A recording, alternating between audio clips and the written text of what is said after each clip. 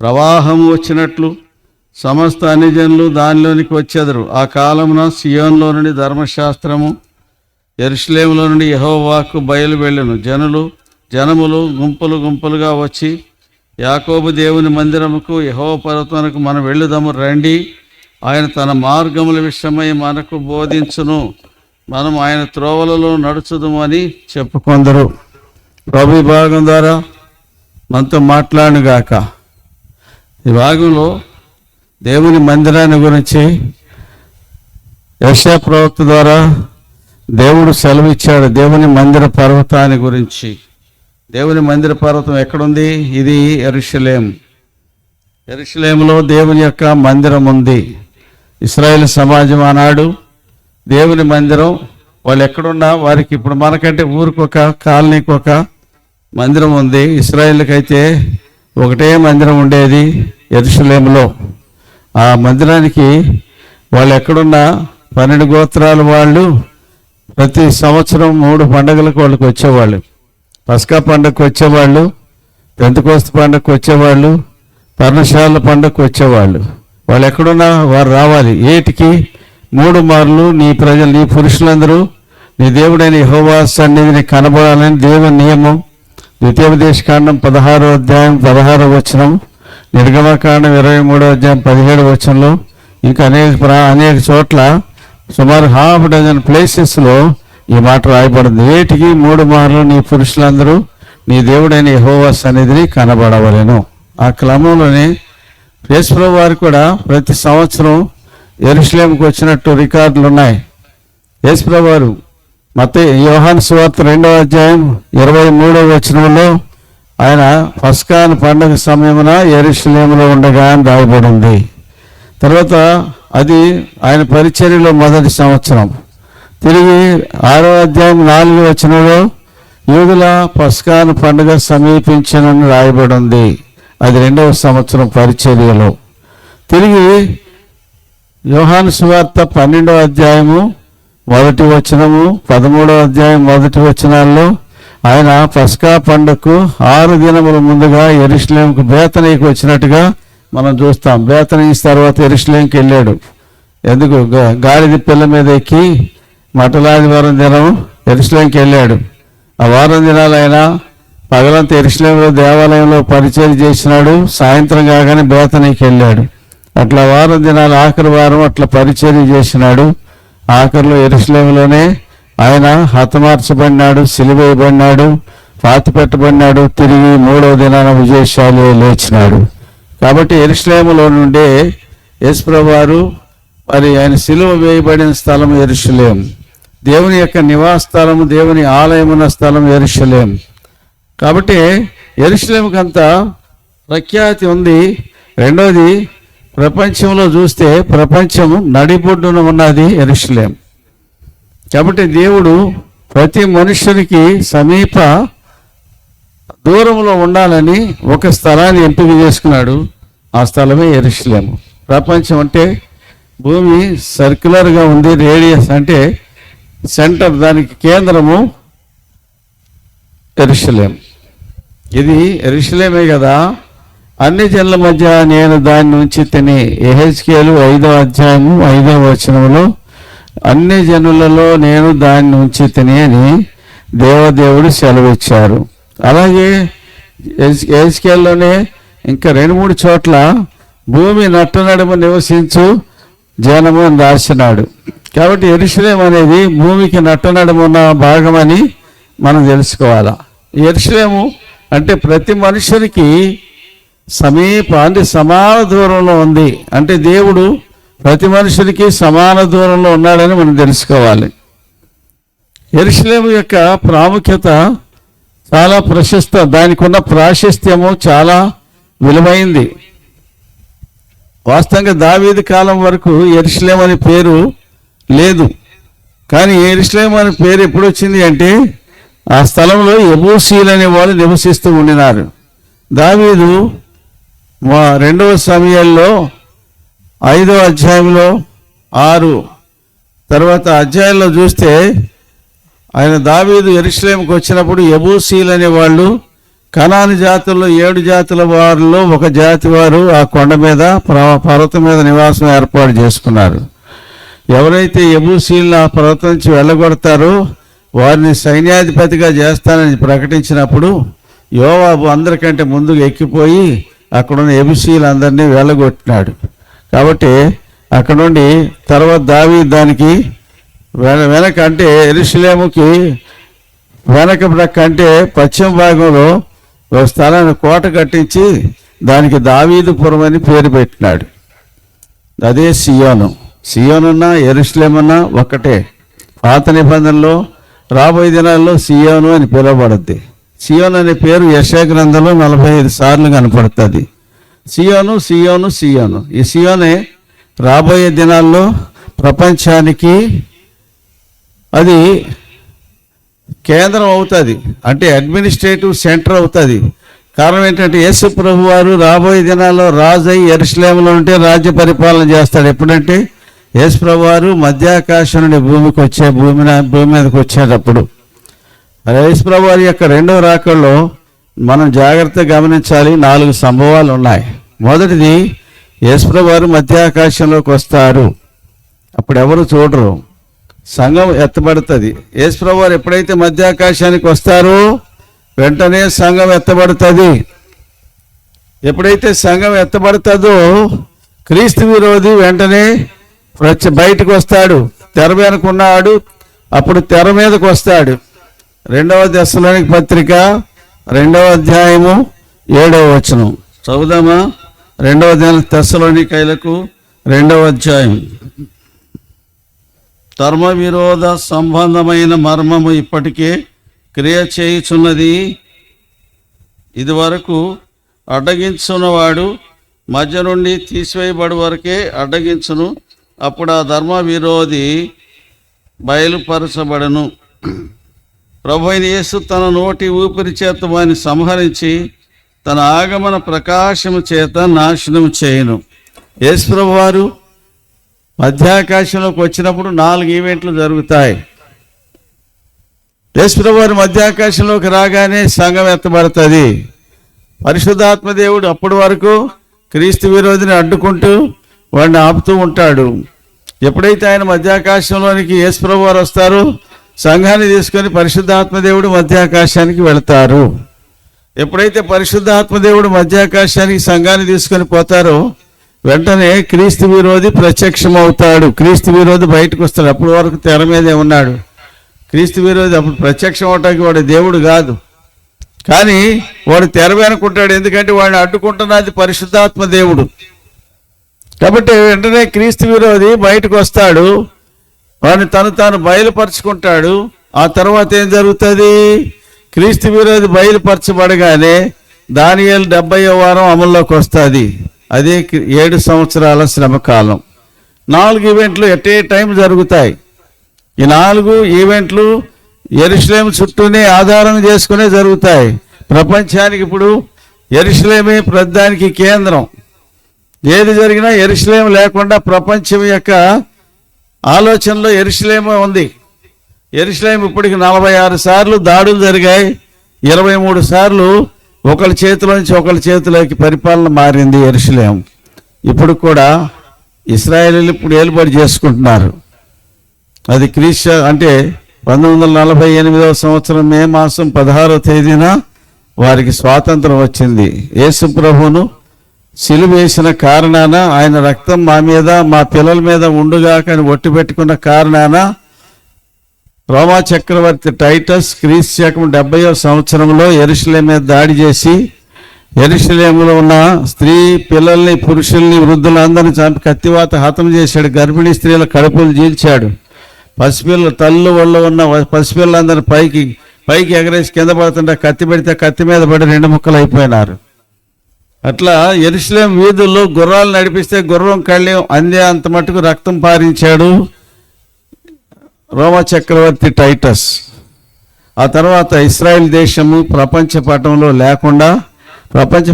లేదు. కారణం ఏంటంటే ఆయన రక్తం మా మీద మా పిల్లల మీద ఉండుగాకని ఒట్టు పెట్టుకున్న కారణాన, నిరపరాధ రక్తం చిందించిన కారణాన వాళ్ళు దేశదిమ్మర్లై దేశాలట్టుకు పోయినారు. ఇప్పటి వరకు కూడా ఈ దినానికి కూడా యెరూషలేములో ఇశ్రాయేల్లో 2 గోత్రాల వాళ్ళే ఉన్నారు. యూదులు ఉన్నారు, బెన్యామీన్లు ఉన్నారు, 98 లక్షల మంది.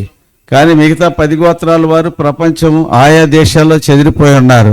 ఎప్పుడు చెదిరిపోయారు వీళ్ళంటే, ఇశ్రాయేలీలు మొట్టమొదట క్రీస్తు పూర్వము 722లో అషూర్ రాజైన తిగ్లత్ పిలేసర్ దాడి చేసి ఉత్తర దేశం అంటే ఇశ్రాయేల్ 10 గోత్రాలు ఉన్న ఇశ్రాయేల్ ప్రాంతాన్ని దాన్ని ఇశ్రాయేల్ దేశం అన్నారు. ఈ 2 గోత్రాలు ఉన్న ప్రాంతాన్ని ఏమో యోదయ దేశం, దక్షిణ దేశం అన్నారు. ఈ ఉత్తర దేశాన్ని తిగ్లత్ పిలేసర్ దాడి చేసి పట్టుకుపోయి అషూరు దేశంలో పురుషులను తీసుకొచ్చి ఇశ్రాయేల్ దేశంలో ఉన్న స్త్రీలతో కాపురం చేయించాడు. వాళ్ళకు పుట్టినోళ్ళే సమరయులు. అందులో సమరయ స్త్రీ అని మనం యోహాను సువార్త 4వ అధ్యాయం చదువుతాం. ఎవరా సమరయ స్త్రీ అంటే, తండ్రులేమో అషూరీయులు, తల్లులేమో ఇశ్రాయేల్ స్త్రీలు. వాళ్ళకు పుట్టిన సంకర జాతి వాళ్ళే సమరయులు. వాళ్ళే జెరుబ్బాబెలు దేవాలయం గట్టకు వచ్చినప్పుడు క్రీస్తు పూర్వం 539 ప్రాంతంలో యెరూషలేములో దేవాలయం గట్టకి కోరేషు మొదటి శాసనం చేసినప్పుడు వాళ్ళు యెరూషలేంకి వచ్చినప్పుడు దేవాలయం కట్టనీయలేదు, అడ్డుకున్నారు, స్టే తెచ్చినారు. అహష్వేరోషు రాజుకు పంపించి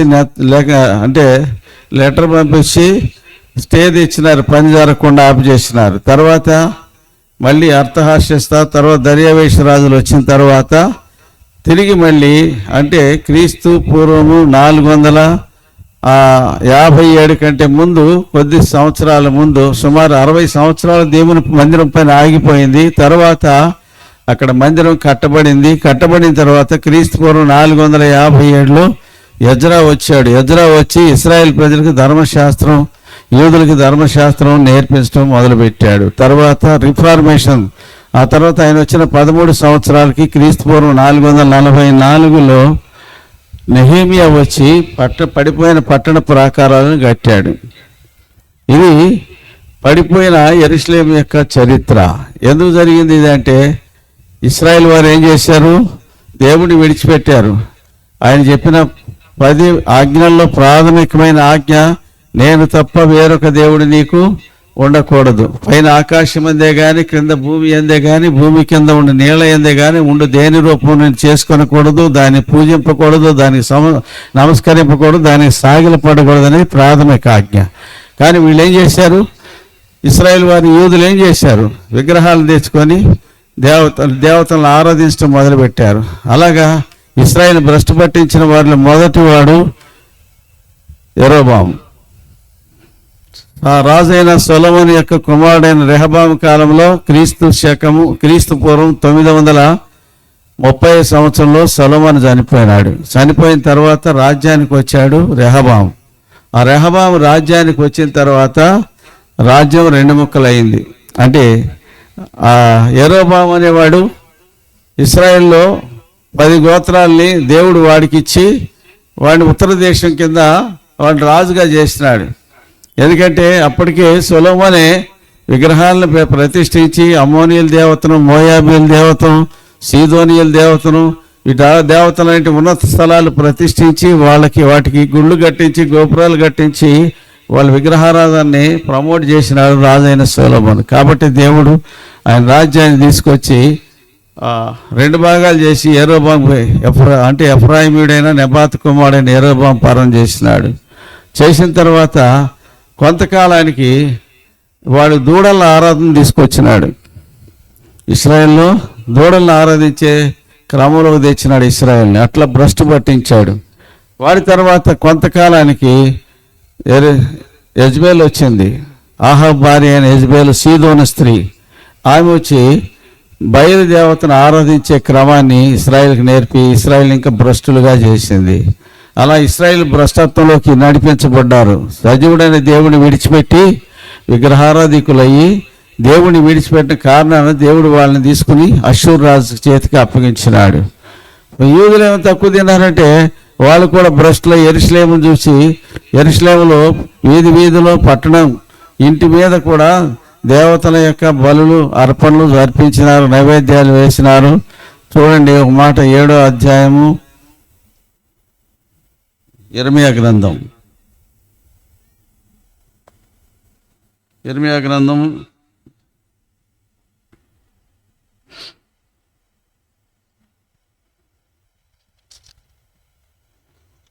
7వ అధ్యాయం 14వ వచనం ఉంటాను. చూద్దాం రండి. 17వ వచనం. యూదా పట్టణంలోను యెరూషలేము వీధుల్లోను వారు చేయుచున్న హే క్రియలను నీవు చూస్తున్నావు కదా. నా కోపం పుట్టించినట్లు ఆకాశరాణి దేవతకు పిండి వంటలు చేయవలనని, అన్ని దేవతలకు పానార్పణమును పోయవలనని పిల్లలు కట్టెలు ఏరుచున్నారు, తండ్రులు అగ్ని రాజబెట్టుచున్నారు, స్త్రీలు పిండి పిసుకుతున్నారు. ఎవరు మిగిలేరు ఇంకా ఇంట్లో? భర్తలేమో పొయ్యిల కాడ కూర్చోబెట్టారంట ఆడవాళ్ళు. స్త్రీలు ఏం చేస్తారు? పిండి వంటలు, అంటే ఆకాశరాణి దేవతకు పిండి వంటలు చేయాలని స్త్రీలేమో పిండి పిసుకుతున్నారంట. భర్తలు పొయ్యి కాడ కూర్చోబెట్టారంట, పిల్లల్ని కట్టెలేరుకు రమ్మని పంపించారంట. ఇంకెవడు మిగిలాడు ఇంట్లో? ఎవరున్నారు మిగిలింది? పిల్లలు, తల్లి, తండ్రి అందరూ కలిసి విగ్రహారాధనలో ఇన్వాల్వ్ అయిపోయినారు. ఇంకెవరు మిగిలిన వాళ్ళు లేరు. కాబట్టి దేవుని కోపం వచ్చి వాళ్ళందరినీ బబులోను రాజు అయిన నెబుకద్నెజరుకి అప్పగించినాడు. నెబుకద్నెజరు రాజు క్రీస్తు పూర్వం 605లో యెరూషలేము మీద దాడి చేశాడు. మొదటిసారి దాడి చేసి దానియేలు, షడ్రకు, మేషకు, అబేద్నెగో ఈ బ్యాచ్ అందరిని పట్టుకుపోయినాడు. తర్వాత రెండోసారి క్రీస్తు పూర్వం 597లో రెండోసారి దాడి చేశాడు. దాడి చేసి యెరూషలేములో నుండి ఇంకో బ్యాచ్ని పట్టుకుపోయినాడు. వారిలో యెహెజ్కేలు ఉన్నాడు, మొర్దెకై ఉన్నాడు, యెహోయాకీను ఉన్నాడు. వీళ్ళందరూ పట్టుకుపోయి, అంటే మొర్దెకై ఎస్తేరు యొక్క ఆయన పెంచిన అంటే పెంపుడు తండ్రి, ఆయన మొర్దెకైని కూడా పట్టుకుపోయినాడు. అది రెండో బ్యాచ్లో పోయినారు. తర్వాత మూడో బ్యాచ్లో క్రీస్తు పూర్వం 586లో మళ్ళీ నెబుకద్నెజరు మూడోసారి దాడి చేసి యెరూషలేము మీద రాజు అయిన సిద్కియా, ఇశ్రాయేల్ రాజులు అతడే, యూదా రాజుల్లో అతడే ఆఖరివాడు. ఆ రాజుని అతన్ని కన్నులు ఊడదీయించి అతని కళ్ళ ముందే కొడుకులను చంపించి, అంటే శత్రుశేషం లేకుండా చేసి, అతని తర్వాత సింహాసనం మీద ఎవడు కూర్చోకుండా చేసి, రాజ్యాన్ని చిన్నాభిన్నం చేసి, దేవాలయాన్ని కాల్చివేసి, ప్రాకారాలు పడగొట్టి, యెరూషలేము నామరూపాలు లేకుండా చేసిపోయినాడు రాజైన బబులోను రాజైన నెబుకద్నెజరు. సొలొమోను, దావీదు సంపాదించి పెట్టిన వెండి బంగారాలు కొన్ని లారీలు, 110 లారీల బంగారాన్ని సుమారుగా, అంటే ఈరోజు దావీదు సంపాదించిన 22వ అధ్యాయం మొదటి దినవృత్తాంతంలో 22వ అధ్యాయం 14వ వచనంలో దావీదు చెప్పాడు, నా కష్టస్థితిలోనే నేను యెహోవా మందిరం కోసమని ఎంత 10 చూడండి అక్కడ ఆ మాట చూద్దాము. మొదటి దినవృత్తాంతములు 22వ అధ్యాయం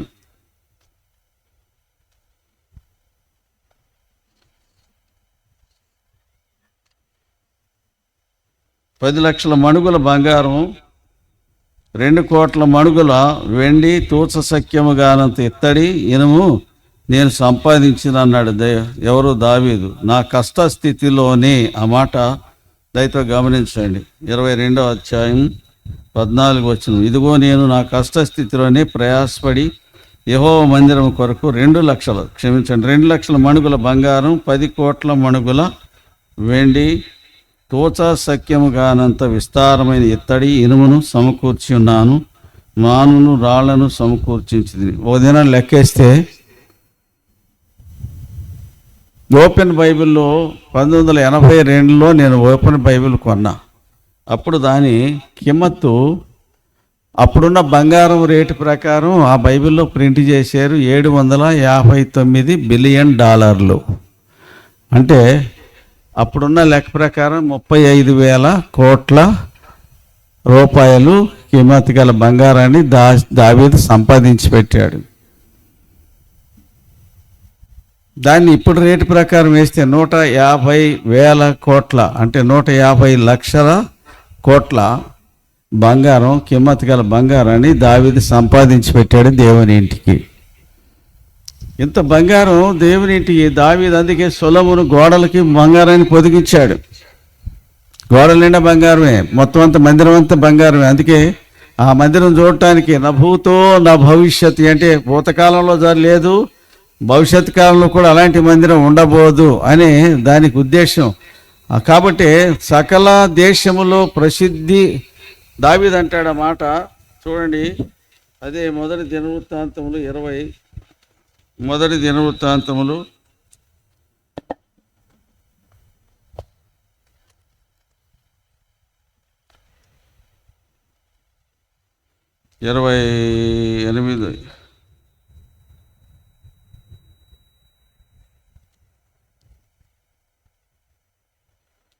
2వ వచనంలో, అప్పుడు రాజైన దావీదు లేచి నిలబడి ఇలాగ సెలవిచ్చిన, నా సహోదరులారా, నా జనులారా, నా మాట ఆలకించుడు. యెహోవా నిబంధన మందసమునకు మన దేవుని పాదపీఠమునకు విశ్రమ స్థానముగా ఉండుటకు ఒక మందిరము కట్టించవాలని నేను నా హృదయమందు నిశ్చయించు సమస్తమును సిద్ధపరిచితిని అన్నాడు. తర్వాత దానికి సకల దేశంలో కీర్తి అందం కలిగి ఉండాలని దావీదు కోరాడు.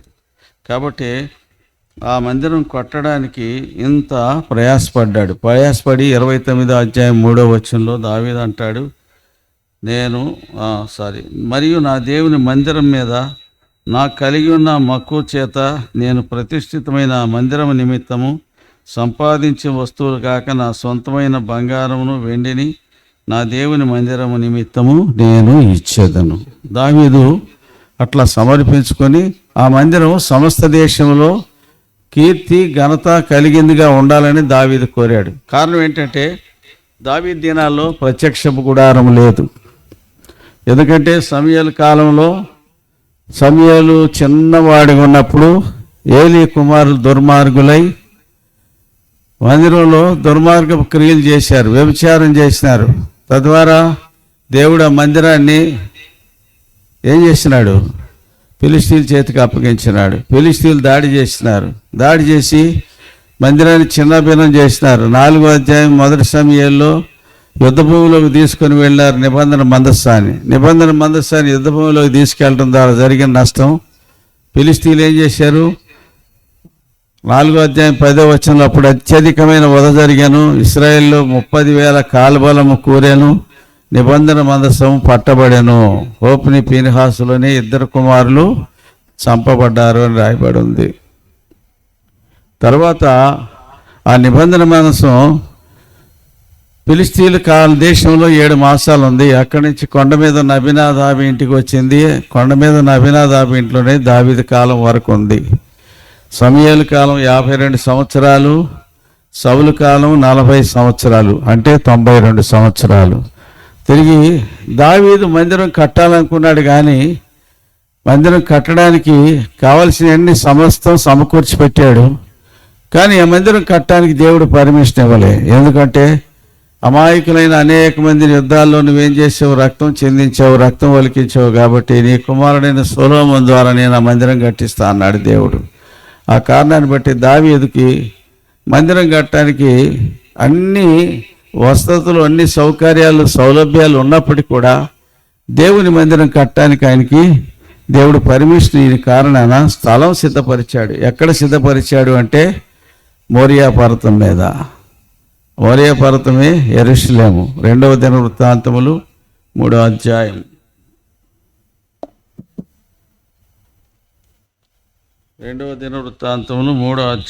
1వ వచనం. తరువాత సొలొమోను యెరూషలేములో తన తండ్రి అయిన దావీదునకు యెహోవా ప్రత్యక్షమైనప్పుడు మోరియా పర్వతమందు దావీదు సిద్ధపరిచిన స్థలమున యెబూసీయుడైన ఓర్నాను కళ్ళమందు దావీదు ఏర్పరిచిన స్థలమున యెహోవాకు ఒక మందిరము కట్టనారంభించెను.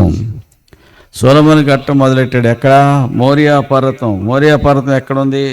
మోరియా పర్వతమే అరవన కళ్ళమే. అదే దావీదు ఏర్పరిచిన స్థలము, అదే యెరూషలేము, అదే మోరియా, అదే అన్ని పేర్లు ఉన్నాయి అక్కడే. దాని పేరే సియోను. సియోను పట్టణం అన్న కూడా దావీదు పట్టణం, సియోను పట్టణం అన్నా కూడా అన్ని పేర్లు దానికే చెందుతాయి. కాబట్టి ప్రియమైన వాళ్ళారా, ఆ స్థలంలో రాజైన సొలొమోను 7 సంవత్సరాలు దేవాలయాన్ని నిర్మించాడు, బంగారంతో పొదిగించాడు. దాన్ని చూసిన రాజులందరూ అబ్బురపడిపోయినారు ఆ దేవాలయాన్ని చూసి. చుట్టుపక్కల ప్రాంతాల్లో ఎక్కడ అలాంటి దేవాలయము లేదు. ఆ కారణాన ఆ దేవుని యొక్క మందిరం యొక్క ఆ యొక్క శోభ, ఆ మందిరం యొక్క ఆ అందాన్ని చూడడానికి అనేకులు వచ్చినారు. అనేకులు దేవుని మందిరాన్ని, ఆ మందిరం యొక్క శోభను చూసి ముగ్ధులైపోయినారు. తర్వాత అంటే సొలొమోను కట్టింది క్రీస్తు శకము అంటే 930 నుండి 11వ సంవత్సరం, అంటే క్రీస్తు పూర్వం 919వ సంవత్సరం వరకు దేవాలయ నిర్మాణం జరిగింది. ఆ తరువాత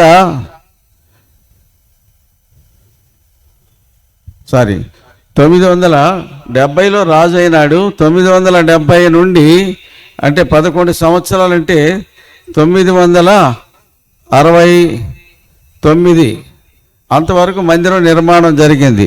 930లో సొలొమోను చనిపోయినాడు. అంటే 40 సంవత్సరాలు రాజ్య పరిపాలన చేశాడు. క్రీస్తు పూర్వం 969లో దేవాలయాన్ని నిర్మాణం చేసినాడు సొలొమోను, ఆయన ఏలుబడిలో 11వ సంవత్సరంలో. ప్రేమైన వారలారా, ఇదంతా చరిత్ర.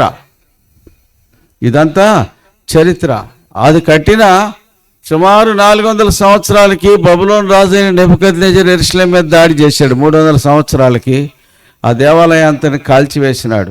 క్రీస్తు పూర్వం 586లో యెరూషలేము మీద 3 సార్లు దాడి చేసి 3వ దాడిలో యెరూషలేము దేవాలయాన్ని కాల్చివేసినాడు. కాల్చివేసి ప్రాకారాలని పడగొట్టినాడు. పడగొట్టిన తర్వాత 70 సంవత్సరాల తర్వాత యెషూవా, జెరుబ్బాబెలు వచ్చి పర్షియా రాజు అయిన కోరేషు ఏలుబడిలో ఆ దేవాలయం కట్టన ఆరంభించారు. అక్కడున్న సమరయులు దేవాలయం కట్టకుండా అడ్డుకున్నారు. ఆ తదుపరి 60 సంవత్సరాల కాలం దేవాలయం పని నిలిచిపోయింది. తిరిగి జకర్యా, హగ్గై వీళ్ళందరూ పూనుకొని తిరిగి దేవాలయాన్ని కట్టారు. కట్టిన తర్వాత క్రీస్తు పూర్వం 457లో ఎజ్రా వచ్చినాడు. వారికి ధర్మశాస్త్రం బోధిస్తూ నేర్పించాడు. తర్వాత ఆయన వచ్చిన 13 సంవత్సరాలకు నెహెమియా వచ్చాడు. క్రీస్తు పూర్వం 444లో వాళ్ళని ఆ చుట్టూ పడిపోయిన ప్రాకారాలు, నెబుకద్నెజరు పడగొట్టిన ప్రాకారాలన్నింటినీ ఆయన కట్టాడు. తర్వాత అది జరిగిన తర్వాత పారసీకులు ఏలుబడి చేశారు ఇశ్రాయేల్ దేశాన్ని. ఆ తర్వాత గ్రీకు వారు ఏలుబడి చేశారు. గ్రీకులు ఏలుబడి చేసిన కాలంలో క్రీస్తు పూర్వం 174 నుండి 164 వరకు ఆఖరి గ్రీకు రాజు యాంటియోకస్ ఎపిఫానెస్ అనేవాడు దేవాలయంలో ఒక జ్యూస్ అని డయానా దేవతకి వాడి పూజించే దేవతకు ఒక బలిపీఠం కట్టించి దాని మీద ఆడపంది రక్తాన్ని ఒలికించాడు యెరూషలేము దేవాలయంలో. ఆ తర్వాత ఆ యెరూషలేముని పూర్తిగా ధ్వంసం చేసినారు. తిరిగి రాజైన హేరోదు యేసు ప్రభు కాలంలో ఉన్న దేవాలయము రెండవ దేవాలయం. ఆ దేవాలయము రెండవ దేవాలయమే హేరోదు యేసు ప్రభు కాలంలో పూర్తిగా పునర్నిర్మించి దాన్ని బంగారంతో తొడిగించాడు. తొడిగించిన తర్వాత 70వ సంవత్సరంలో రోమా చక్రవర్తి క్రీస్తు శకం 90లో టైటస్ దాడి చేసి యెరూషలేము ఇశ్రాయేల్ అందరినీ అనేక మంది హతమార్చినాడు. వాళ్ళని విదేశాలకు పారిపోయినారు. ఇశ్రాయేల్ ఎవరు లేరు ఇంకా దేశంలో. అలాంటి పరిస్థితిలో దేవాలయాన్ని తగలబెట్టించినాడు. తగలబెట్టిస్తే ఆ బంగారం కరిగి గోడల్లోకి పోయింది. రోమా సైనికులు ఆ బంగారం తీసుకోవడానికి గోడలు పగలగొట్టి గోడలు తవ్వినారు. ఇంకా కొంత బంగారం పోయి పునాదిలోకి పోయింది. పునాదిలోకి పోతే ఆ బంగారం తీసుకోవడానికి పునాదులతో సహా పెలగించినారు. తిరిగి ఇశ్రాయేల్లో ఈనాటి వరకు దేవాలయము లేదు. మరి దేవాలయం ఎప్పుడు కట్టబడుద్ది? దానియేలు 70వ వారంలో 7 ఏళ్ల శ్రమ కాలంలో తిరిగి 3వ దేవాలయం కట్టబడుతుంది.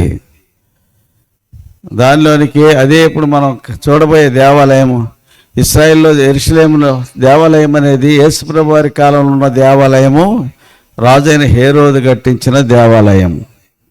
ఆ దేవాలయంలో ఆ కాలం యేసుప్రభు వారు అన్నాడు, ఈ దేవాలయాన్ని చూడండి, దీని మీద రాతి మీద రాయి నిలిచి ఉండని దినములు వచ్చునని యేసుప్రభు వారు చెప్పినాడు.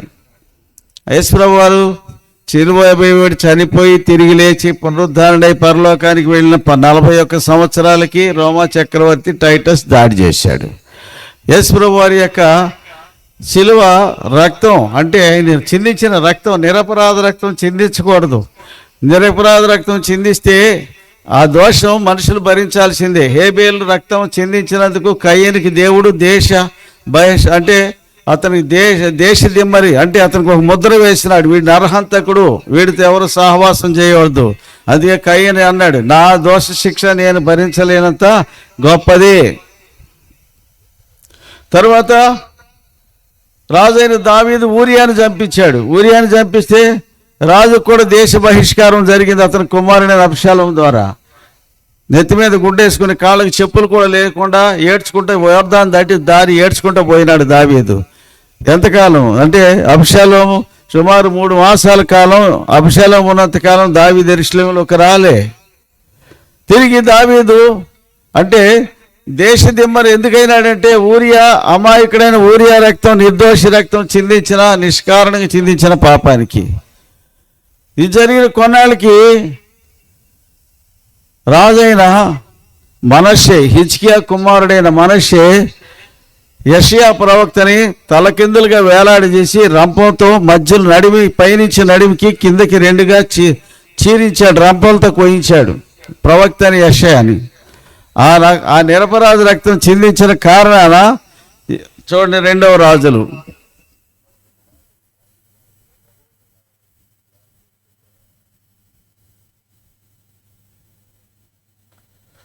25 అనుకుంటాను, చూద్దాం. 22వ రాజుల గ్రంథం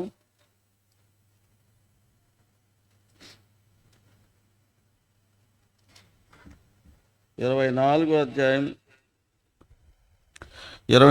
అధ్యాయం 3-4 వచనాలు. మనష్షే చేసిన క్రియలన్నింటిని బట్టి, అతడు నిరపరాధులను హతము చేయటను బట్టి యూదావారి యెహోవా సముఖం నుండి పారదోలబడినట్లుగా ఆయన ఆజ్ఞ వలన అది వారి మీదకి వచ్చెను. అతడు నిరపరాధ రక్తముతో యెరూషలేము నింపినందున అది క్షమించుటకు యెహోవాకు మనసు లేకపోయెను. నిరపరాధ రక్తం చిందించిన కారణాన్ని బట్టి యెరూషలేము మీదకి నిరపరాధ రక్తం యొక్క దోషం అంటింది. కాబట్టి రాజైన బబులోను రాజైన నెబుకద్నెజరు పంపించి యూదులందరినీ దేశ బహిష్కారం బయటికి వెళ్ళగొట్టినాడు. 3 సార్లు పట్టుకుపోయినాడు. ఆ కాలంలో ఇశ్రాయేల్ అందరూనేమో ఉత్తర దేశం అందరూనేమో అశ్షూరు దేశానికి పట్టుకుపోయినాడు. యూదులేమో పారసీక, దానియేలు 6వ అధ్యాయంలో పారసీక దేశపు రాజైన దర్యావేషు ఏలుబడిలో 120 సంస్థానాల్లో యూదులు ఉన్నట్టుగా రాయబడింది. అదే ఎస్తేరు కాలం వచ్చేసరికి ఎస్తేరు కాలంలో హిందూ దేశం మొదలుకొని కూషు దేశం వరకు 127 సంస్థానాలు, అంటే ఇథియోపియా దేశం. కూషు దేశం అంటే ఇథియోపియా దేశం, ఐగుప్తు దేశానికి దక్షిణ భాగంలో ఉన్నది ఇథియోపియా. అంటే ఇథియోపియా దేశం వరకు మధ్య అంటే 27 సంస్థానాలు పర్షియా రాజుల కాలంలో ఉన్నాయి. ఈ 127 దేశాలని పర్షియా రాజులు ఏలుబడి చేశారు, ఈవెన్ అంటూ ఇండియా. కాబట్టి ఈ దేశాలన్నింటిలో కూడా యూదులు ఉన్నారు. ఇవాళ మన దేశంలో కూడా యూదులు ఉన్నారు. అక్కడక్కడ గుంటూరు ఈ నిడుమల ప్రాంతం సమ్మెలు ఎక్కడో ఉన్నారని చెప్పేసి ఈ మధ్య విన్నాం. కాబట్టి యూదులు, చెదిరిపోయిన యూదులు అక్కడక్కడ ఉన్నారు, లేకుండా లేరు. ఇది చరిత్ర చెప్పే సత్యం, బైబిల్ చెప్తున్న సత్యం. మరి యూదులందరూ ఒక దినాన్ని సమకూర్చబడతారు. ఎప్పుడు సమకూర్చబడతారు? వాళ్ళందరూ రావాలి కదా. చెదిరిపోయిన యూదులు ఒకసారి మొదటిసారి ఐగుప్తులో నుంచి బయటకు వచ్చినారు. మొదటిసారి వచ్చారు. ఎక్కడికి వచ్చారు? వాళ్ళు ఎక్కడికి వచ్చారు? యెరూషలేముకి వచ్చారు. వారు చెప్పినారు, ఐగుప్తులో నుంచి బయటకు వచ్చి ఎర్ర సముద్రం దాటిన రోజున నిర్గమకాండం 15వ అధ్యాయం 16, 17, 18 వచనంలో నీవు నీ ప్రజలను తోడుకొని వచ్చేదవు. నా దేవా, నీ చేతులు స్థాపించిన పరిశుద్ధాలయమందు నీవు నివాసం చేయటకు ఏర్పరిచిన కొండ మీద వారిని నిలబెట్టేదవు. యెహోవా వారిని ఏలువాడు, నిరంతరం ఏలువాడని ఇశ్రాయేలు వారు ప్రవచనం చెప్పి పాట పాడారు. ఆ దినాన వాళ్ళు ఎక్కడున్నారు? వాళ్ళు ఎక్కడి నుంచి వచ్చారు? వాళ్ళు ఐగుప్తు తప్ప ఐగుప్తులను పుట్టారు. యాకోబు వెళ్ళింది 600, అప్పటికి యాకోబు వెళ్ళి ఐగుప్తులో నుంచి వెళ్ళి 430 సంవత్సరాలు అయింది. 430 సంవత్సరాలు వెళ్ళిన వాళ్ళందరూ చనిపోయినారు. తర్వాత 4 తరాలు, 5, 6 తరాలు జరిగినాయి. 6 తరాలు జరిగిన తర్వాత ఇశ్రాయేల్లో తరం అంటే సుమారుగా 40 నుండి 50 సంవత్సరాలు. ఇన్ని తరాలు జరిగిన 430 సంవత్సరాలు జరిగిన తర్వాత మోషే నాయకత్వంలో యూదులందరూ, ఇశ్రాయేల్ వారందరూ 12 గోత్రాలు యెరూషలేముకి వచ్చారు. మొదటిసారి వాళ్ళు పాట పాడారు. మొదటిసారి యెరూషలేముకి వచ్చారు. రెండోసారి ఎప్పుడు వచ్చారు? బబులోను రాజు అయిన నెబుకద్నెజరు పట్టుకుపోయిన తర్వాత రాజైన కోరెష్ ఏలుబడిలో యూదులు ఎక్కడి నుంచి వచ్చారు?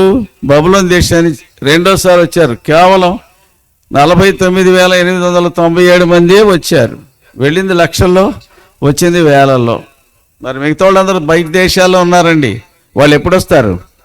వాళ్ళు వస్తారు రేపొద్దున. వాళ్ళు ఎప్పుడు వస్తారు? 3 సంవత్సరానికి 3 సార్లు కనపడాలి దేవుని సన్నిధిలో, దేవుని శాసనం అది. కానీ ఇప్పుడు కూడా యూదులు, ఇశ్రాయేల్ వారు యెరూషలేములో లేరు. ఇది చరిత్ర చెప్పే సత్యం. ఒక దినం వస్తుంది. ఎప్పుడు వస్తుంది? ఆ దినాన్ని ఇశ్రాయేల్ వారందరూ యేసుప్రభుని అంగీకరిస్తారు. ఇప్పుడు యేసుప్రభు వారు మొదటిసారి వచ్చినప్పుడు ఇశ్రాయేల్ అంగీకరించారు ఆయన అంగీకరించరే. యోహాను సువార్త 1వ అధ్యాయం 11వ వచనం, ఆయన తన స్వకీల యొద్దకు వచ్చాను కానీ ఆయన స్వకీలు ఆయన్ను అంగీకరించలేదు అని రాయబడింది. ఆయన స్వకీలు ఆయన అంగీకరించలే, ఆయన చేర్చుకోలే. మరి ఎప్పుడు చేర్చుకుంటారు? రేపు వస్తాడు. రేపు మధ్యాకాశంలో నీ భూమి మీదకి వచ్చే దినాన యూదులందరూ, ఇశ్రాయేల్ అందరూ యేసుప్రభుని అంగీకరిస్తారు. దయతో గమనించండి. మోషే యోసేపు మొదటిసారి తన అన్నలకి తాను బయలుపరుచుకున్నప్పుడు, అంటే దోతాన్లో ఉన్నప్పుడు వెళ్ళినప్పుడు వాళ్ళ అన్నలు ఏం చేశారు? అతని మీద కుట్ర చేసి గోతులో పడేసి తర్వాత ఇష్మాయిలైన వర్తకులకి 20 వెండి నాణేలకి అమ్మేశారు. తర్వాత ఐగుప్తులో తర్వాత యోసేపు వెళ్ళిన 22 సంవత్సరాలకి మళ్ళీ కరువు వచ్చిన కాలంలో ఇశ్రాయేల్లో అందరూ 11 మంది అన్నదమ్ములు యోసేపుకి ఐగుప్తులో తారసపడ్డారు. ధాన్యం కొంటకు వచ్చినారు. అప్పుడు నేను యోసేపును అన్నాడు యోసేపు. అప్పుడు ఇశ్రాయేల్ అందరూ యోసేపును ఒప్పుకున్నారా లేదా? అంగీకరించారు. అప్పుడు అతనికి భార్య ఉంది. ఎవరు ఆమె? అసెనతు. ఆమె ఎవరు? అన్యురాలు. మోషే మొదటిసారి వచ్చినాడు 40 సంవత్సరాల వయసులో. ఎక్కడి నుంచి? ఐగుప్తులోంచి రాజప్రసాదంలో నుండి ఇశ్రాయేల్ దగ్గరికి వచ్చినాడు. వస్తే మా మీద తీర్పరిగా ఎవడు పెట్టాడని చెప్పేసి మోషేని తృణీకరించారు.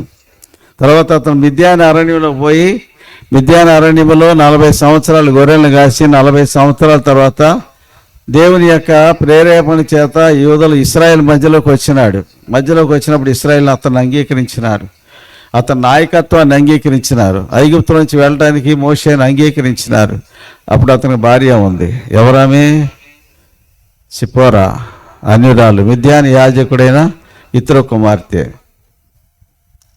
అలాగే రేపు యేసుప్రభు వారు మొదటిసారి వచ్చాడు. ఆయన అంగీకరించారు ఇశ్రాయేల్ వారు? ఆయన అంగీకరించలే. తిండిపోతూ తాగుబోతూ ఆ పాపులకు సొంకర్లకు స్నేహితుడని నిక్నేములు పెట్టి ఆయన్ని అవమానకరంగా మాటల ద్వారా హింసించి ఆయన మీద నింద మోపి ఆయన దేవుని దూషించాడని చెప్పి ఆయన్ని శిలువ మరణానికి అప్పగించి ఆయన సిలువేసే వరకు వాళ్ళ ప్రాణం ఊరుకోలే పెద్దలు, ప్రధాన యాజకులు. ఎందుకంటే వాళ్ళ ఆధిపత్యానికి ఆయన అడ్డంగా నిలిచాడు. కాబట్టి ఆనాడున్న యూదా సమాజం, ఇశ్రాయేల్ సమాజం ఆయన్ని తట్టుకోలేకపోయింది. పెద్దలు, ప్రధాన యాజకులు వీళ్ళందరూ కుట్ర చేసి ఏం చేశారు? ఈయన దేవుని దూషించాడని చెప్పి, దేవదోషం చేశాడని చెప్పేసి ఏమన్నాడు? అన్న కైపలు ఏమన్నారు? నీ దేవుని కుమారుడు అయితే నిజం చెప్పని దేవుని పేరు మీద నీకు ఆనబెట్టుతున్నావంటే అప్పుడు అన్నాడు యేసుప్రభు, మీరు అన్నట్టే. ఇది మొదలుకొని మనుష్య కుమారుడు దేవుని కుడిపార్శ్వం, ఆకాశం తెరబొట్టయి మనుష్య కుమారుడు దేవుని కుడిపార్శ్వం కూర్చుండయి మీరు చూతురని చెప్పినాడు. ఆ మాట వినగానే ప్రధాన యాజకుడు చెవులు మూసుకొని, ఇంకా మనకి దేవదోషం విన్నారు కదా, సాక్షులతో పనేమి, మీకేం దోస్తుందని పక్క వాళ్ళని అడిగితే వాళ్ళందరూ ఆల్రెడీ ప్లాట్ చేశారు, వాళ్ళందరూ కుట్ర చేశారు. కాబట్టి ఆయన సిలువ వేయమన్నారు. కాబట్టి సిలువ వేయమని కేకలేసినారు. సిలువ వేయమని కేకలేసినారు. కాబట్టి లూకాసు వార్త 23వ అధ్యాయం 23వ వచనంలో వారి కేకలే గెలిచినని రాయబడింది. ఈ దినాల్లో సంఘాల్లో కూడా కేకలేసి పంతాలు నెగ్గించుకున్నారు. జాగ్రత్త, కేకలేసేవాళ్ళే యేసును సిలువేసేవాళ్ళు. సంఘాల్లో కేకలేయకూడదు. 1 కొరింథీ 14వ అధ్యాయం 33వ వచనంలో దేవుడు సంఘాల్లో సమాధానానికి కర్త కానీ అల్లరికి కర్తగాడు అని రాయబడి ఉంది. కాబట్టి దేవుడు సంఘాల్లో అల్లరిని అనుమతించాడు. పిలాతు జనసమూహమును సంతోషపరచుటకు మనసు గలవాడై యేసును కొరడాలతో కొట్టించి బరబ్బను వారికి విడుదల చేయించి యేసును కొరడాలతో కొట్టించి ఆయన సిలువ వేయి అప్పగించాను. మార్క్స్ వార్త 15వ అధ్యాయం 15వ వచనం. అంటే మనుషులు సంతోషపెట్టేవాడు, యేసును సిలువేసేవాడు. తర్వాత అది మార్క్స్ వార్త 15వ అధ్యాయం 9వ వచనం, వారు అసూయ చేత ఆయనను అప్పగించినని రాయబడింది. అసూయ, మనుషుల మీద అసూయ పెంచుకునేవాడే యేసును సిలువేసేవాడు. ఇట్లాంటి యేసును సిలువేయటానికి ఎన్నో లక్షణాలు, ఎన్నో కారణాలు ఉన్నాయి. యేసు ప్రభువును సిలువేసే వరకు శాస్త్రుల పరిచయాలు నిద్రపోలే. అప్పుడు వాళ్ళ ప్రాణం చల్లగా ఉంది. తర్వాత అడ్డు తొలగిపోయింది అనుకున్నారు. కానీ ఎప్పుడైతే ఆయన తిరిగి లేచాడు, వాళ్ళ గుండెల్లో రైలు పరిగెత్తినాయి. అక్కడి నుంచి ఆయన రాజ్యం కట్టడం మొదలైంది. యేసు ప్రభువు రాజ్యాన్ని గురించి మాట్లాడాడు కదండి. నా రాజ్యము ఈ లోక సంబంధమైంది కాదు. పిలాతు 7 ప్రశ్నలు వేశాడు. నువ్వు రాజువా అని అడిగాడు. అవును, నేను రాజునే అని చెప్పాడు. సత్యాన్ని గురించి సాక్ష్యం ఇవ్వడానికి లోకంలోకి పుట్టానన్నాడు. సత్యం అంటే ఏంటి అని అడిగాడు పిలాతు. ప్రశ్న అడిగి జవాబు వినకుండానే బయటికి పోయినాడు. కాబట్టి పిలాతు 7 ప్రశ్నలు వేసి 7 ప్రశ్నలకు సరైన జవాబులు యేసు ప్రభు దగ్గర తీసుకోవాలి. పిలాతు ప్రియమైన వాళ్ళు యేసు ప్రభువును సిలువేసిన కారణాన వాడు పిచ్చోడని మెంటలోడయ్యి రోముకు వెళ్ళినాడు. కైసరు అతను పిలిపించి జైల్లో పెట్టించినాడు యేసు ప్రభువును సిలువేసినందుకు. తర్వాత తను తానే పొడుచుకొని, కత్తితో పొడుచుకొని జైల్లో చచ్చిపోయినాడు. ఎవరు? పిలాతు. ప్రియమైన వాళ్ళారా, అలాగా యేసు ప్రభు సిలువేసిన వాళ్ళు ఎవరు బతికి బట్టగట్లే. యోధులు యేసు ప్రభు సిలువేసిన కారణాన దేశ బహిష్కారం, అంటే నిరపరాధ రక్తం చిందించిన కారణాన దేవుడు వాళ్ళందరూ బయటకు వెళ్ళగొట్టినాడు. దేశం అంతా కూడా ఇప్పటికి కూడా యూదులు లేరు. యూదులే ఉన్నారు. మిగతా 12 గోత్రాల వాళ్ళు యెరూషలేములో, 10 గోత్రాల వాళ్ళు యెరూషలేములో లేరు. కేవలం 2 గోత్రాలు బెన్యామీన్లు ఉన్నారు, యూదులు ఉన్నారు. 98 లక్షల మంది ఉన్నారు. మిగతా వాళ్ళు 10 గోత్రాలు ఎక్కడున్నాయి? వాళ్ళు ప్రపంచం అంతా చెదిరిపోయినారు. వాళ్ళందరూ రావాలి. వాళ్ళందరూ వస్తేనే ఇశ్రాయేల్ పరిపూర్ణమైన సంఖ్య అవుతుంది, ఇశ్రాయేల్ దేశం అవుతుంది, వాగ్దాన దేశం తిరిగి సమకూర్చబడుతుంది. అది యేసు ప్రభువు వారి భూమి మీదకి వచ్చిన తర్వాత యేసు ప్రభువు వారి 2వ రాకడలో ఇశ్రాయేల్ దేశం అంతా ప్రతి గోత్రానికి స్వాస్థ్యాన్ని పంచిపెడతాడు. ఇది జరగబోయేది. యేసు ప్రభువు వారు యెరూషలేములో కూర్చొని, యెరూషలేము దేవాలయం కట్టబడుతుంది. ఆ దేవాలయంలో కూర్చొని ఆయనే యెరూషలేమును అంటే ఆఫీస్గా చేసుకొని, అది అడ్మినిస్ట్రేటివ్ ఆఫీస్గా చేసుకొని, యెరూషలేమును పార్లమెంటుగా చేసుకొని, యెరూషలేము నుంచి ప్రపంచ దేశాలని ఏలుబడి చేస్తాడు. అదే లూకాసు వార్త 1వ అధ్యాయం 32వ వచనంలో, ఆయన గొప్పవాడై సర్వోన్నతులకు దేవుని కుమారుడు అనబడును. ఆయన తన తండ్రి అయిన దావీదు సింహాసనం ఆయనకి ఇచ్చును. ఆయన యాకోబు వంశస్థులను యుగయుగములు ఏలును. గాబ్రియేలు మరియకు చెప్పిన వర్తమానం ఇది. ఆయన గొప్పవాడై సర్వోన్నతుడైన దేవుని కుమారుడు అని పిలువబడ్డాడు. ఇది అయిపోయింది. ఆయన తన తండ్రి అయిన దావీదు సింహాసనం ఆయనకి ఇచ్చును. ఇది జరగలే, ఇది రేపు జరుగుద్ది. యేసు ప్రభు సగమే జరిగింది. సగం జరిగిందంటే 2వ భాగం జరగటానికి రెడీగా ఉంది. క్రైస్తవులారా, ఇప్పుడు మన ముందున్న విషయం ఏంటంటే, ఒక పక్కన శత్రువు వాడి పని వాడు చేస్తున్నాడు. శత్రువు నిద్ర లేకుండా పని చేస్తున్నాడు. కారణం ఏంటంటే క్రైస్తవులు నిద్రపోతున్నారు. క్రైస్తవులు సెగలేదు. క్రైస్తవులకి ఏమాత్రం ఇంగిత జ్ఞానం లేదు. వాళ్ళు రక్షించిన యేసు ప్రభు అంటే లెక్క లేదు. యేసు ప్రభు అంటే మర్యాద లేదు. యేసు ప్రభు అంటే గౌరవం లేదు. యేసు ప్రభు అంటే భయం లేదు, భక్తి లేదు. ఆదివారం గుడికి రావడానికి చాలా ఇబ్బంది పడిపోతున్నారు. రేపదైనా శ్రమలు వస్తే ఈ మరి బతుకుంటే బలిసాకని దీన్ని బతుకోవచ్చు, యేసు ప్రభు అక్కర్లేదని యేసు ప్రభుని విడిచిపెట్టడానికి కూడా సిద్ధంగా ఉన్నారు క్రైస్తవులు. ఈ లోకంలోకి రాబోతున్న శ్రమకాలం ఆరంభం అయింది. దయతో గమనించండి. ఎందుకంటే భయంకరమైన దినాలు వస్తాయి. లోకం పుట్టినది మొదలుకొని ఎలాంటి శ్రమలు రావు, ఇక ముందు రాబో అని యేసు ప్రభువు వారు మత్తయి సువార్త 24వ అధ్యాయం 19వ వచనం చెప్పినారు. కాబట్టి ప్రియమైన వారులారా, భయంకరమైన శ్రమలు రాబోతున్నాయి. యేసు ప్రభువు వారు మధ్యాకాశంలోకి వచ్చిన తర్వాత క్రీస్తు విరోధి ఈ భూమి మీదకి వస్తాడు. ఈ భూమి మీదకి వచ్చినప్పుడు ఈ భూమి మీద క్రీస్తు విరోధి ఏలుబడి 7 సంవత్సరాలు జరుగుతుంది. ఆ 7 సంవత్సరాల్లో మొదటి 3.5 సంవత్సరాలు శ్రమకాలం. ఆ కాలంలో యెరూషలేములో దేవాలయం కట్టబడుతుంది. క్రీస్తు విరోధి యొక్క ప్రతిమ దేవాలయంలో నిలబెట్టబడుద్ది 2వ స్పెల్లో. అప్పుడు అందరూ కూడా ఆ ప్రతిమకు నమస్కారం చేయాల. ప్రకటన గ్రంథం 13వ అధ్యాయం 13వ అధ్యాయం.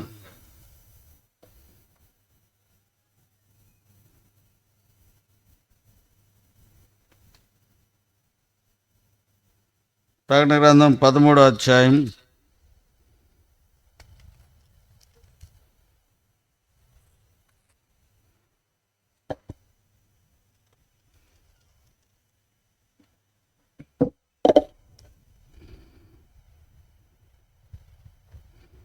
15, 16, 17. మరియు ఆ క్రూర మృగమునకైనను ప్రతిమను, ఆ క్రూరము యొక్క ప్రతిమ మాట్లాడినట్లు, ఆ మృగము యొక్క ప్రతిమకు నమస్కారము చేయని వారిని హతము చేయనట్లు, ఆ మృగము యొక్క ప్రతిమకు ప్రాణమిచ్చుటకై దానికి అధికారం ఇవ్వబడెను. దానికంటే క్రూర మృగం అంటే ఇక్కడ క్రీస్తు విరోధి. వాని యొక్క ప్రతిమను దేవాలయంలో నిలబెడతారు. ఆ ప్రతిమ మాట్లాడద్ది, అది సూచక్రియలు చేస్తుంది. కాబట్టి దానికి ఏం చేయాలంట? నమస్కారం చేయాలి. చేయకపోతే వారిని హతమారుస్తారు. తర్వాత కాగా కొద్దివారు కానీ, గొప్పవారు కానీ, ధనికులు కానీ, దరిద్రులు కానీ, స్వతంత్రులు కానీ, దాసులు కానీ అందరూ తమ కుడి చేతి మీదనైనను తమ నొసటి మీద ఎందైనను ముద్ర వేయించుకున్నట్లు, ఆ ముద్ర అనగా ఆ మృగం పేరైనను దాని పేరిటి సంఖ్య అయిన గలవాడు తప్ప క్రయ విక్రయములు చేయుటకు మరి ఎవరికి అధికారం లేకున్నట్లు అది వారిని బలవంతము చేయుచున్నది. బుద్ధి గలవాడు మృగం యొక్క సంఖ్యను లెక్కింపనిమ్ము. అది ఒక మనుషుని సంఖ్యయే. ఆ సంఖ్య 666. ఇందులో జ్ఞానము గలదు. మీ అందరికి ఆధార్ కార్డులు ఇచ్చారు కదా? ఇచ్చారా? ఆధార్ కార్డులు అందరికి వచ్చినాయండి. పిల్లలకు, పుట్టిన పిల్లలకు కూడా ఆధార్ కార్డు ఇస్తున్నారు. ఎందుకు? That is your unique ID. ఎన్ని అంకెలు ఉన్నాయి? 12 అంకెలు ఉన్నాయి. ఎన్ని అంకెలు? 12 అంకెలు. 12 అంకెలు అంటే 1, 10, 100, 1000, 10,000, లక్ష, 10 లక్షలు, కోటి, 10 కోట్లు, 100 కోట్లు, 1000 కోట్లు, 10,000 కోట్లు. 10,000 కోట్ల మందికి నంబరింగ్ అలాట్ చేశారు. కానీ వాళ్ళ భూమి మీద ఉన్న వాళ్ళు 780 కోట్లే. 800 కోట్లు కూడా దాటలే.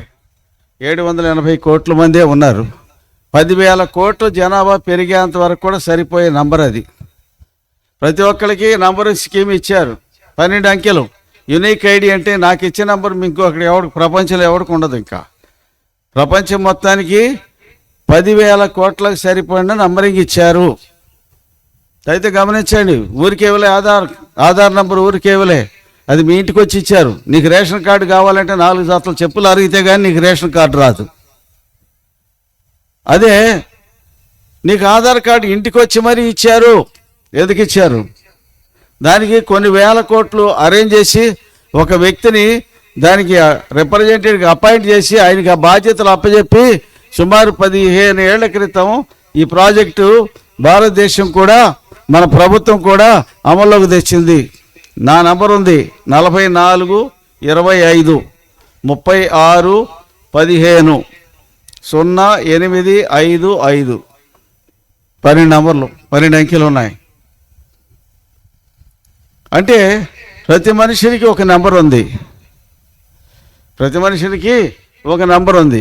అలాగే ఒక మనిషి ఉన్నాడు, అతనికి కూడా ఒక నంబర్ ఉంది. 0000. ఎన్ని సున్నాలు అయినాయి? 4 సున్నాలు. 0000. ఎన్ని సున్నాలు అయినాయి? 4 సున్నాలు అయినాయి. అంటే 8 సున్నాలు అయినాయి. 0666. అర్థమవుతుందండి? 066 666. ఇదొక మనిషిని సంఖ్య. ఇదొక మనిషికి ఇచ్చారు ఈ నంబరు. అతడే క్రీస్తు విరోధి. అతడు ఉన్నాడు ఇప్పుడు. అతనికి నంబర్ ఇచ్చారు. అంటే ఈ నంబరింగ్ అలాట్ అయిందంటే ఆ మనుషుడు ఈ ఎగ్జిస్టెడ్. అతడు ఉన్నాడు, ఉనికిలో ఉన్నాడు. ఒక దినం బయటకు వస్తాడు. ఎప్పుడు బయటకు వస్తాడు? ప్రభు అయిన యేసుక్రీస్తు వారి మధ్యాకాశంలోకి రాగానే, సంఘం ఎత్తబడగానే వాడు బయటకు వస్తాడు. 7 సంవత్సరాల శ్రమకాలం. ఈ 4 అంశాలు, 4 ఈవెంట్లు ఒక్కసారి ఆరంభం అవుతాయి. తర్వాత ప్రభువైన యేసుక్రీస్తు వారి మధ్యాకాశంలో 7 సంవత్సరాలు ఉంటారు. అదైన తర్వాత ఈ భూమి మీదకి వస్తారు. ఎక్కడికి వస్తారైనా? యెరూషలేముకే వస్తారు. ఎక్కడి నుంచి వెళ్ళాడు? యేసుప్రభువు వారు యెరూషలేముకు తూర్పునున్న ఒలీవ పర్వతం మీద నుంచి వెళ్ళాడు. మళ్ళీ ఒలీవ పర్వతం మీదకే వస్తాడు. ఒలీవ పర్వతం మీదకే వస్తాడు. ఆయన ఒలీవ పర్వతం మీద పాదాలు ఉంచగా జకర్యా గ్రంథం 14వ అధ్యాయము. జకర్యా 14వ అధ్యాయం.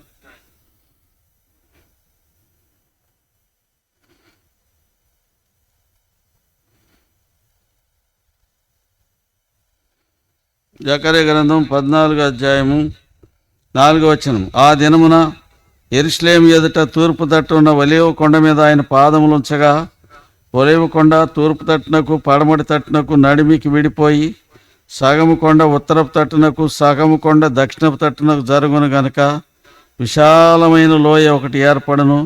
కొండల మధ్య కనబడు ఆజీల్ లోయ వరకు సాగా మీరు ఆ లోయలోనికి పారిపోదురు. యోధారాజైన ఉజ్జియా దినములో జరిగిన భూకంపము మీరు భయపడి పారిపోయినట్లు మీరు పారిపోదురు. అప్పుడు నీతో కూడా పరిశుద్ధులందరూ వచ్చెదరు. నా దేవుడైన యెహోవా ప్రత్యక్షమగును. ఉందన్నమాట. నా దేవుడైన యెహోవా ప్రత్యక్షమగును. ఎక్కడికి వస్తాడైనా? ఒలీవ పర్వతం మీదకి. తండ్రి అయిన దేవుడు వస్తున్నాడు, కుమారుడైన దేవుడు వస్తున్నాడు, పరిశుద్ధాత్మ దేవుడు సంఘాన్ని తీసుకుని భూమి మీదకి వస్తున్నారు. దయతో గమనించండి. ఇవన్నీ ఒట్టి కథలు కాదు. ఇదన్నీ దేవుని యొక్క వాక్యంలో రాయబడిన సత్యాలు మీతో చెప్పింది. కొన్ని విషయాలు చరిత్ర కూడా మీతో కూడా పంచుకున్నా. బైబిల్ చరిత్రకు ఆధారమైన పుస్తకం, పరిశుద్ధ గ్రంథమైన బైబిల్. ఇదేదో కట్టుకథ కాదు, లేకుంటే ఎవడు మనుషుల ఊహ వలన రాసిన పుస్తకము కాదు. ఇది బైబిల్ పరిశుద్ధాత్మ చేత ప్రేరేపించబడి రాయబడిన గ్రంథము బైబిల్, పరిశుద్ధ గ్రంథం. కాబట్టి ప్రియమైన వారులారా, ప్రభువైన యేసుక్రీస్తు వారు మధ్యాకాశానికి అంటే పరలోకానికి ఎట్లా వెళ్ళాడో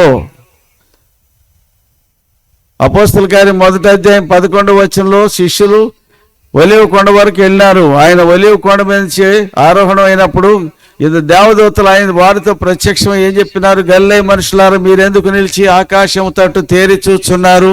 మీ వద్ద నుండి పరలోకమును చేర్చుకొనబడి ఏలాగు పరలోకమును చేర్చుకొనబడిన రీతి ఏ రీతిగా చేర్చుకొనబట్టు చూతిరి ఆ రీతిగానే వస్తాడు. ఏ రీతికి వెళ్ళాడు ఆయన? అందరూ చూస్తుండగా వెళ్ళాడు, అందరూ చూస్తుండగానే వస్తాడు. ఏ రీతికి వెళ్ళాడు? ఒలీవ కొండ మీద వెళ్ళాడు, ఒలీవ కొండ మీదకే వస్తాడు. మేఘాల మీద వెళ్ళాడు, మేఘాలతోనే వస్తాడు. దేవదూతలు తీసుకుని వెళ్ళాడు, దేవదూతలు తీసుకొని పోయినారు, దేవదూతలతోనే వస్తాడు. గాయాలతో వెళ్ళాడు, గాయాలతోనే వస్తాడు. ఏ రీతిగా వెళ్ళాడు ఆ రీతిగా వస్తాడు.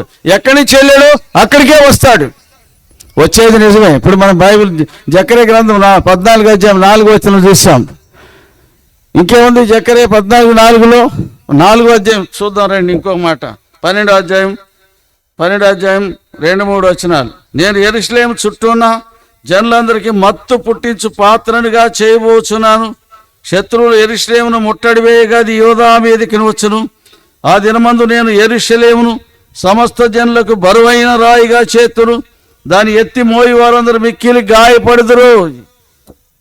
యెరూషలేమును మోస్తున్నారు చాలామంది. ఇప్పుడు అమెరికా దేశం మోస్తూ ఉంది ఇస్రాయేల్ దేశాన్ని. ఇస్రాయేల్ దేశం అమెరికా దేశం ఇస్రాయేల్ దేశం సపోర్ట్ చేస్తుంది.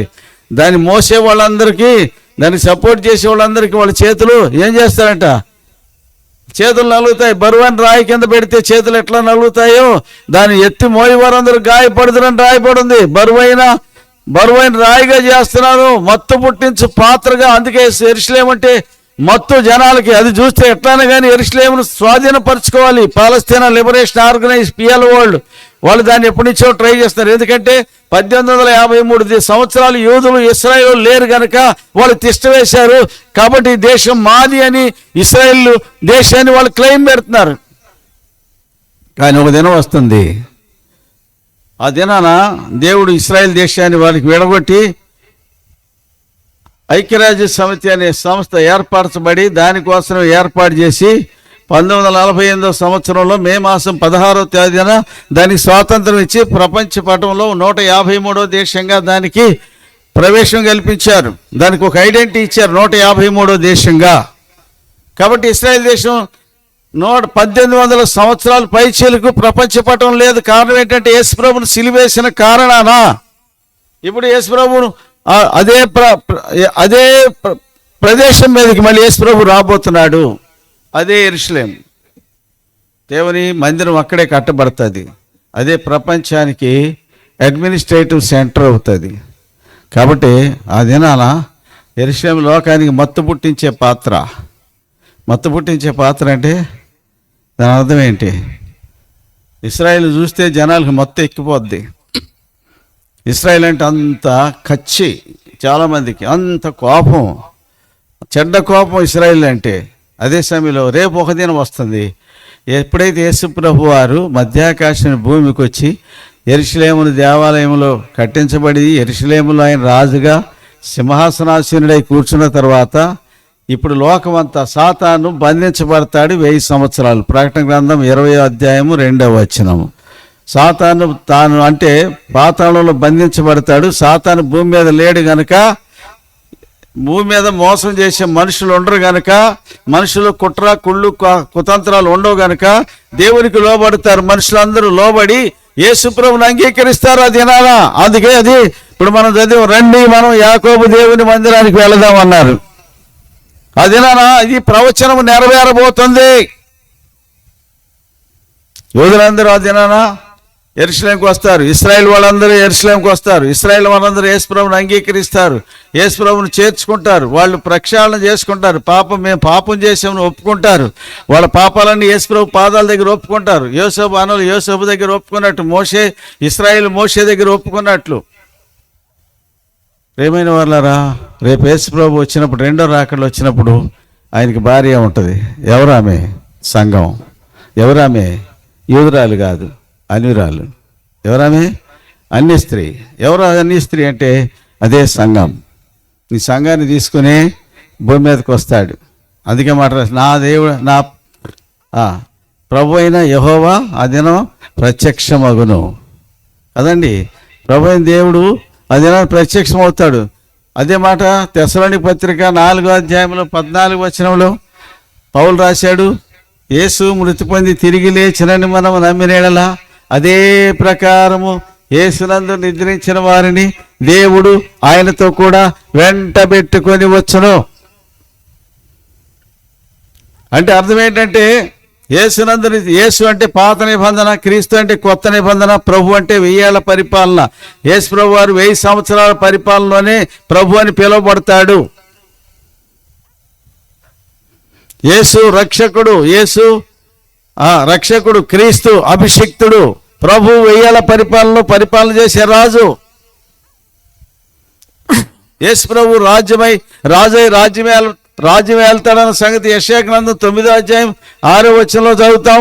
మనకు శిశువు పుట్టిన కుమారుడు అనుగ్రహించబడిన ఆయన భుజంలో మీద రాజ్యభారముడును, ఆశ్చర్యకరుడు, ఆలోచనకర్త, బలవంతుడైన దేవుడు, నిత్యోగ తండ్రి, సమాధానకర్త, అధిపతి అని అతనికి పేరు పెట్టబడును. అది ఇంకా పేరు పెట్టబడలే.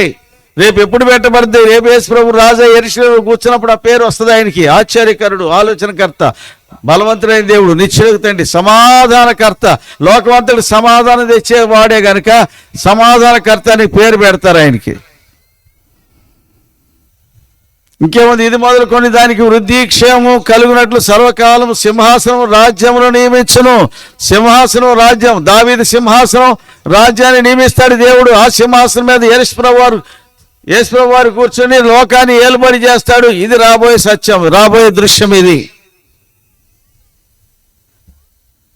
ఇప్పటివరకు చెప్పిన ప్రవచనాలు నెరవేరినాయి. ఈ ప్రవచనం నెరవేరటానికి సిద్ధంగా ఉంది. ప్రియ స్నేహితుడా, యేసు ప్రభు వారు మొదటిసారి వచ్చాడు. పాప క్షమాపణ, మారు మనసు విషయమైన సువార్త ప్రకటించి ఆ సువార్త లోకమంతా వ్యాప్యం చేయడానికి శిష్యులకు అప్పగించి మనుషుని యొక్క పాప క్షమాపణ కొరకు ప్రాయశ్చిత్తం జరిగించి తన ప్రాణాన్ని అప్పగించి శిలువ మీద తన ప్రాణాన్ని దారబోసి ఆయన చనిపోయి పునరుద్ధరణై తిరిగి లేచాడు. లేచి సాతాను యొక్క ఆధిపత్యాన్ని, అధికారాన్ని చితకదొక్కినాడు. సాతాను యొక్క కోరలు వీకేసినాడు. సాతాను యొక్క ఆధిపత్యం లేకుండా చేసినాడు. పరలోకానికి వెళ్ళినాడు. సంఘానికి ఆయన ఆధిపత్యం అప్పగించి వెళ్ళినాడు. అందుకే యేసుప్రభువు వారు పరలోక రాజ్యము సమీపించింది, మారు మనసు పొందండి అన్నాడు. పరలోక రాజ్యం అంటే ఏంటి? పరలోక రాజ్యం అంటే రాజ్యం భూమి మీద ఉంది, దాని ఆధిపత్యం పరలోకంలో ఉంది. దేవుడు పరలోకంలో ఉన్నాడు కనుక పరలోకంలో ఉన్న రాజు యొక్క రాజ్యమే పరలోక రాజ్యం, అదే భూమి మీద ఉన్న సంఘం. ఇదే మాట దానియేలు 2:44 చెప్పాడు. ఆ రాజుల కాలంలో పరలోకముందున్న దేవుడు ఒక రాజ్యమును స్థాపించును, దానికి ఎన్నటికీ నాశనము కలగదు, దాన్ని పొందిన వారికే కానీ మరెవరికి చెందదు. మునుపు చెప్పిన రాజ్యం నుండి పగలగొట్టి నిర్మూలం చేయను కానీ ఆ రాజ్యం నిరంతరం నిలిచునని చెప్పినాడు దానియేలు. ఆ రాజ్యమే దేవుని రాజ్యం. అప్పుడు దేవుని రాజ్యం అంటే దేవుడే నేరుగా భూమి మీదకి వస్తాడు. యెరూషలేములో కూర్చొని యెరూషలేము నుంచి ఆధిపత్యాన్ని, అధికారాన్ని ఆయన చలాయిస్తాడు. అది దేవుని రాజ్యం, 1000 ఏళ్ల పరిపాలన. యేసుప్రభువు వారి యొక్క 1000 ఏళ్ల పరిపాలన సమీపంగా ఉంది, ఆరంభించడానికి సిద్ధంగా ఉంది. ప్రియ స్నేహితుడా, నువ్వెంతకాలం ఒక నామకార్థ క్రైస్తవుడిగా జీవిస్తావు? యేసుప్రభువు వరకు నమ్మకంగా జీవిస్తూ నేర్చుకో. యేసుప్రభువు వస్తున్నాడు, ఇదిగో ఆయన మేఘారుడై వచ్చున్నాడు, ప్రతి నేత్రము ఆయనను చూచును. భోజనులందరూ ఆయన చూచి రొమ్ము కొట్టుకుందరు. ఎందుకు కొట్టుకుంటారు రొమ్ము? మేము సిలువేశాం కదా, చంపేశాం కదా, ఈయన ఎట్ట తిరిగి లేచినాడు, ఎట్లా వస్తున్నాడు? అందరూ చూస్తారట, అరే మేము ఈయన యేసు అని ఆళ్ళ దేవుడు వీళ్ళ దేవుడు అన్నాం కదా, తృణీకరించాం కదా, ఈ యేసేనా మేము తృణీకరించిన దేవుడు, ఈ యేసేన వాళ్ళ దేవుడు, వాళ్ళని గొర్రెలు అన్నాం కదా అన్న వాళ్ళు కూడా సిగ్గుపడతారా దినానా? వాళ్ళు తల ఉంచుకుంటారు. తల వంచుకోవడమే కాదు, తల ఎక్కడ పెట్టుకోవాలో తెలియదు వాళ్ళకి. యేసుప్రభువు వస్తున్నాడు, ఆయన ఎదుర్కోవడం ఎవరి వల్ల కాదు. ఆయన మేఘారుడే వచ్చినాడు, ప్రతి నేత్రం ఆయన చూసును, భూజనులందరూ ఆయన చూసి రొమ్ము కొట్టుకుందరు. అవును, ఆమేన్. రొమ్ము కొట్టుకుంటారు. ఒక దినం వస్తుంది, ఎక్కిరించిన లోకమే ఆయన పాదాల మీద పడే దినం వస్తుంది. క్రైస్తవుడా, నువ్వెట్లున్నావు? నువ్వేమో అవమానకరంగా జీవిస్తున్నావే, నిన్ను బట్టే కదా దేవుని అవమానకరంగా చేయబడుతుంది. ఇవాళ క్రైస్తవులు జీవించే జీవన విధానం తప్పుంది. అందుకే లోకం ఏం చేస్తుంది? అవమానిస్తుంది క్రైస్తవుల్ని.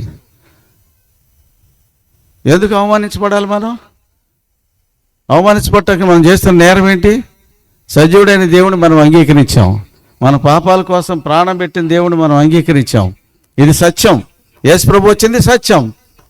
సంవత్సరాలు ఆయన మధ్యలో ఆయనే కాలపురుషుడు. క్రీస్తు పూర్వం, క్రీస్తు శకము. అంటే కాలాన్ని విభజించిన వ్యక్తి ఎవరంటే యేసుప్రభువే.